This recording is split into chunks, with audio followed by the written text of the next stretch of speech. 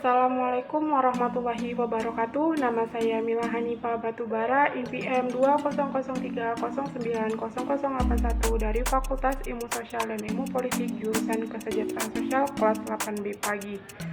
Di sini saya akan memenuhi salah satu tugas mata kuliah Perubahan Sosial dan Dampak Pembangunan, yang dimana saya akan menjelaskan mengenai bahan perkuliahan, yaitu teori-teori pembangunan, yaitu yang terakhir teori sistem dunia.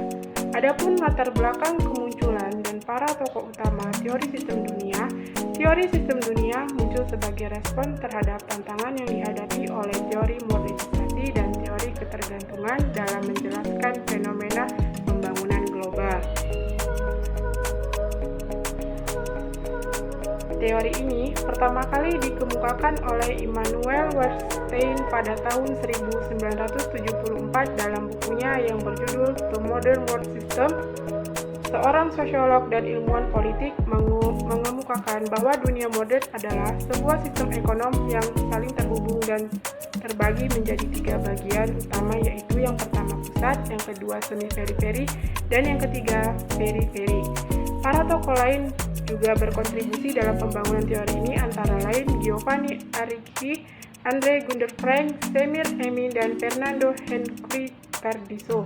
Mereka semua berpendapat bahwa untuk memenuhi dinamika pembangunan global, pembaca harus melihatnya dari perspektif sistem dunia yang lebih luas, bukan hanya dari perspektif negara-negara individual.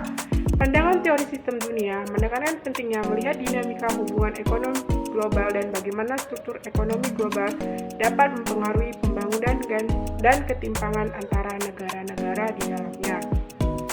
Pendekatan ini memberikan kontribusi yang signifikan dalam memenuhi kompleksitas hubungan ekonomi internasional dan bagaimana faktor global mempengaruhi dinamika pembangunan dan ketimpangan antara negara-negara di dunia. Asumsi utama teori sistem dunia.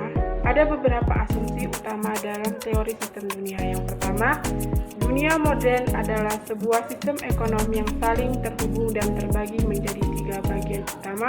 Yang pertama, pusat, yang kedua, semi-peri, dan yang ketiga, periferi. Yang kedua, negara-negara di pusat sistem dunia memiliki kekuatan ekonomi dan politik yang paling besar, sedangkan negara-negara di periferi memiliki kekuatan ekonomi dan politik yang paling lemah. Yang ketiga, perubahan dalam sistem dunia ini dipengaruhi oleh dinamika kapitalisme global. Yang pertama, sistem ekonomi terhubung. Yang kedua, pusat, semi-peri, dan periferi.